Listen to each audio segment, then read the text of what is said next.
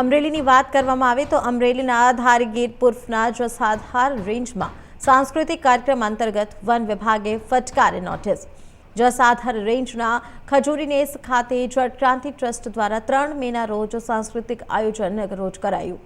Social મીડિયામાં જળક્રાંતિ ટ્રસ્ટે જાહેરાત કરતા વન વિભાગે નોટિસ ફટકારી છે।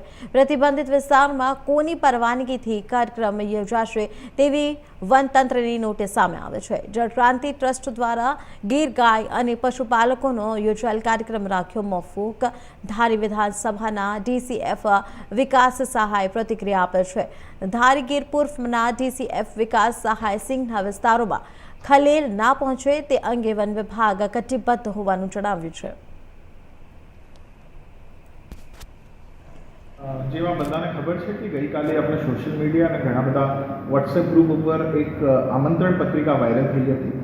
આમંત્રણ પત્રિકામાં મોટે ભાગે એવું લખ્યું હતું કે એક માસ પાર્ટિસિપેશન એટલે કે એક જાહેર આમંત્રણ આપવામાં આવેલ હતું। જો આપણા ગીર અભયારણ્ય છે, ગીર વાઇલ્ડ લાઇફ સેન્ચ્યુરી છે, એમના અંડર એમના આપણા એક નેસ આવે છે, એક નેહડો આવે છે। આ નેહડામાં કોઈ પણ મોટો પ્રોગ્રામ થાય છે એવું આમંત્રણ પત્રિકામાં લખ્યું હતું। ગીર પૂર્વ વન વિભાગને જ્યારે આ વસ્તુની ખબર પડી અને તાત્કાલિક એમના ઉપર પગલાં લેવામાં આવ્યા હતા। જો માણસ અને જો ઓર્ગેનાઇઝર એમના હતા એમના નોટિસ આપવામાં આવ્યા હતા અને એમનો જવાબ લેવામાં આવ્યો હતો।